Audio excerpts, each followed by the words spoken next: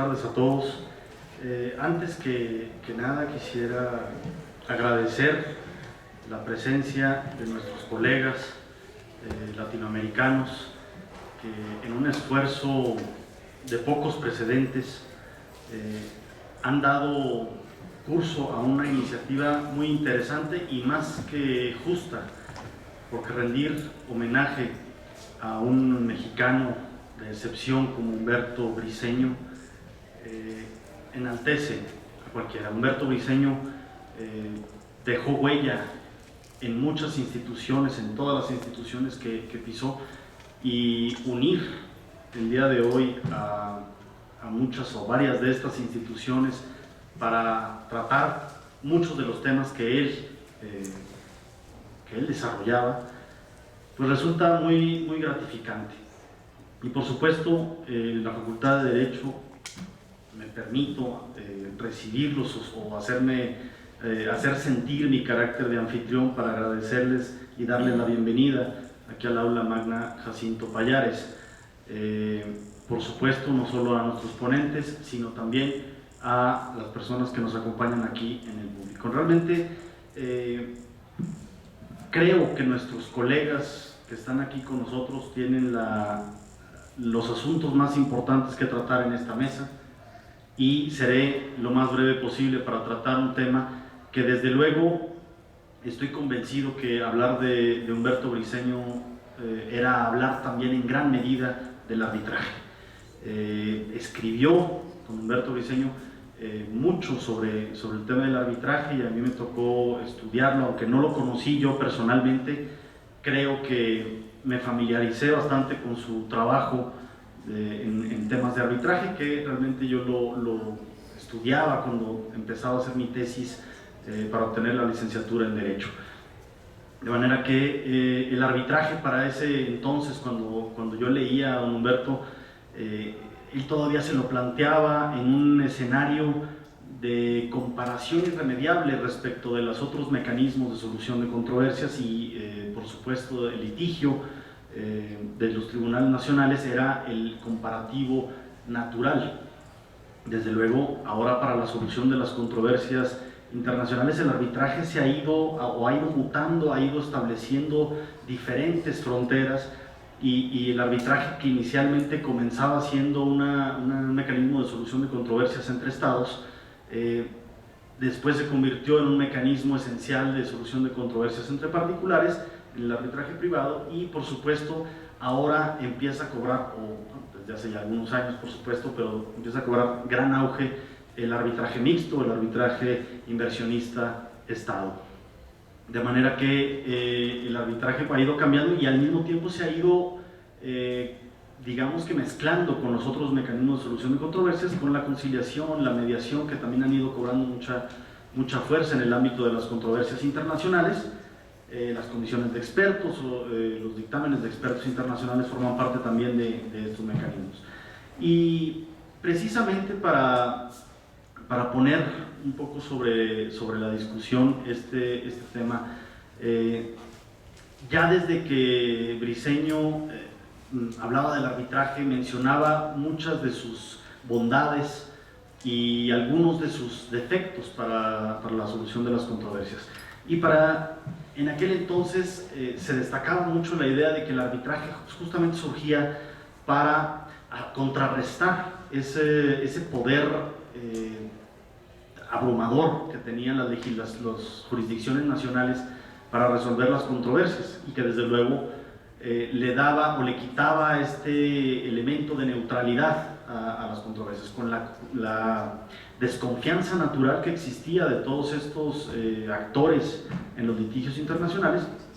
Evidentemente el arbitraje surgía como un mecanismo idóneo, alternativo, neutral, en el que se podían resolver las controversias. Pero a la par de esa neutralidad se hablaba también de algunos elementos como que no tenían la carga, los tribunales arbitrales no tenían esa carga abrumadora también de casos por resolver que tenían las jurisdicciones nacionales. Esa acumulación de casos pendientes, digamos, no surgía en el arbitraje, y él planteaba que esa era una de las bondades más importantes del arbitraje, a la par también de que el hecho de que no tuviera tanta carga aceleraba pues el proceso arbitral y lo constituía además como un elemento fundamental para resolver una controversia por una persona que fuera experta en el tema a tratar.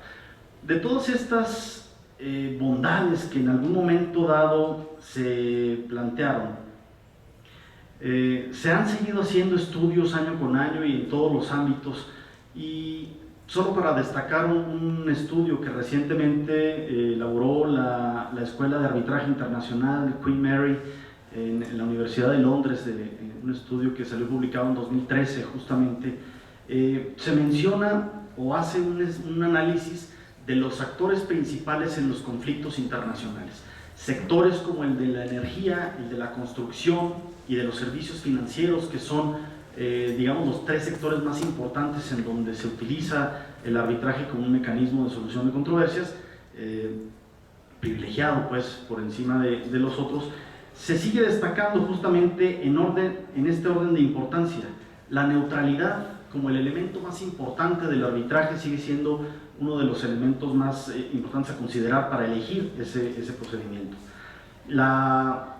El expertise o la capacidad de conocimiento técnico del tribunal arbitral sigue siendo una de las características esenciales por las cuales se elige el arbitraje como el mecanismo para solucionar estas controversias, además de la flexibilidad del procedimiento. Un poco ya retirado sobre estos beneficios, se sigue mencionando todavía los costos, que paradójicamente debe tener algún sesgo de error este estudio, porque aún así se sigue mencionando el costo del arbitraje dentro de uno de los elementos de queja más importantes del procedimiento. Sin embargo, el estudio está configurado de tal manera que dice, bueno, el arbitraje efectivamente es costoso, pero si no es tan largo, podría ser, a final de cuentas, mejor en cuanto al ahorro de los costos y gastos. Sin embargo, cuando se le pregunta a todos estos despachos involucrados en los procedimientos arbitrales, se dice, bueno, sí, el arbitraje es altamente costoso, pero realmente el costo no termina siendo un factor importante para decidir acceder al mecanismo o no. ¿Por qué? Pues porque en realidad un número importantísimo de controversias que se someten al arbitraje, digamos arbitraje ICC, la Cámara de Comercio, pues la gran mayoría rebasan el $1.000.000 como monto de la cuantía de litigio. Por lo tanto, digamos que los costos del procedimiento, si se cuenta con un árbitro, con un tribunal arbitral competente o capaz técnica y procesalmente para resolver las controversias, termina siendo un mecanismo bastante aceptable. El aspecto, por último, nada más el cumplimiento efectivo de las decisiones y la confidencialidad se siguen viendo como alternativas importantes o beneficios para poder acceder al arbitraje. Sin embargo, y justamente con lo que iba, dentro de los defectos más importantes que se mencionan del arbitraje es precisamente que es muy costoso. De manera que, aunque parezca contradictorio, lo acabo de mencionar, justamente hay una ambivalencia ahí en la consideración. Que tarda mucho, lo que en alguna ocasión se decía que el arbitraje ofrecía para los contendientes una posibilidad de tener un litigio, la solución de su conflicto de manera rápida, terminó por constituirse en un defecto importante del arbitraje. Y en una de las razones por las cuales una de las críticas más importantes del arbitraje es justamente el riesgo de que se termine por judicializar el procedimiento arbitral. En alguna época todas estas que aparentemente se veían como ventajas del arbitraje terminan por convertirse en riesgos, y esto pone en cierta medida en jaque el arbitraje. Lo cierto es que también en el fondo me parece que el arbitraje no es una materia de coyuntura ni surge por un periodo histórico, sino que es un procedimiento que realmente llega para quedarse en algunas de las materias en donde se ha consolidado, como estas que les comenté hace un momento. Se dice, incluso los despachos llegan a decir, yo prefiero acudir al arbitraje, y para nosotros es mucho más fácil solventar todos los gastos del procedimiento si se comprueba que el procedimiento fue resuelto con justicia. Si la percepción que tenemos como despacho es que se administró efectivamente justicia, el costo del arbitraje es lo de menos. El problema es cuando se tiene que dar un pago fuerte por el procedimiento arbitral y que al mismo tiempo se entiende que el tribunal arbitral no fue lo suficientemente puntual en su decisión para resolver de manera efectiva, con justicia, con la expertise que se requiere de un procedimiento de esta naturaleza. Atendiendo justamente a estos criterios, se entiende que cuando un despacho importante acude al arbitraje para resolver su controversia, lo primero que busca en el arbitraje, en el tribunal, al elegir a los árbitros, es que estén familiarizados con el procedimiento arbitral, según este estudio.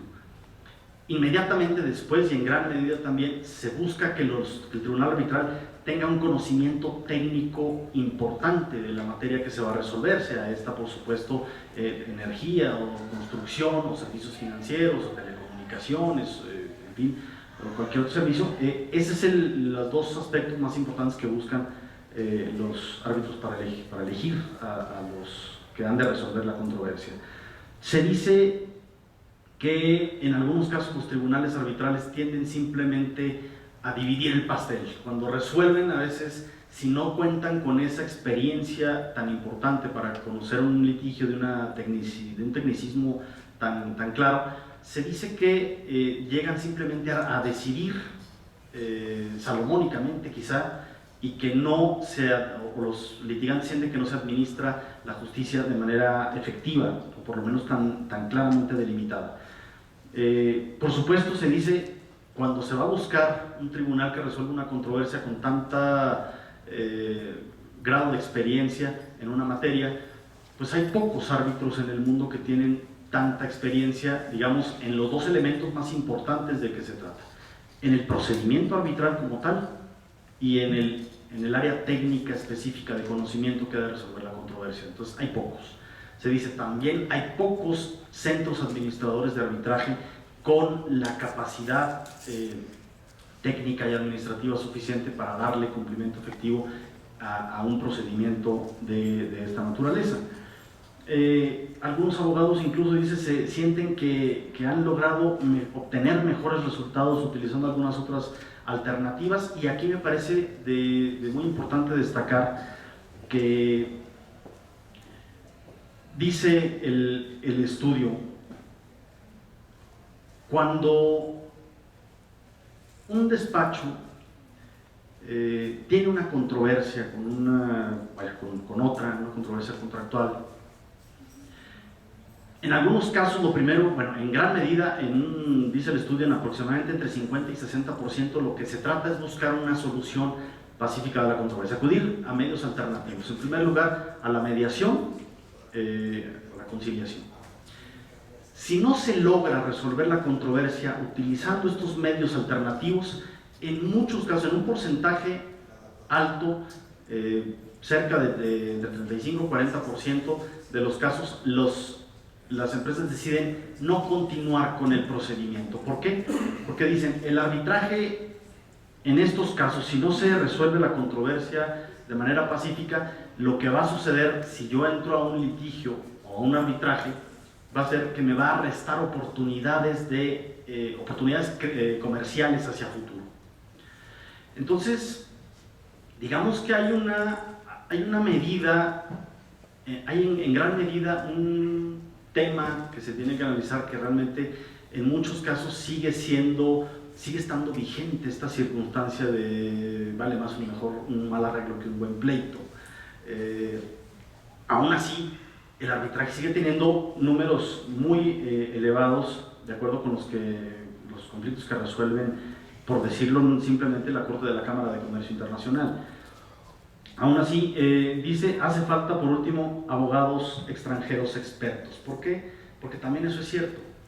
En muchos casos, las empresas que van a recurrir a un arbitraje generalmente buscan a un abogado de despachos extranjeros. Por eso los grandes despachos multinacionales se han convertido en la gran fuente administradora o proveedora de los abogados en temas de arbitraje. No solo para dar algunos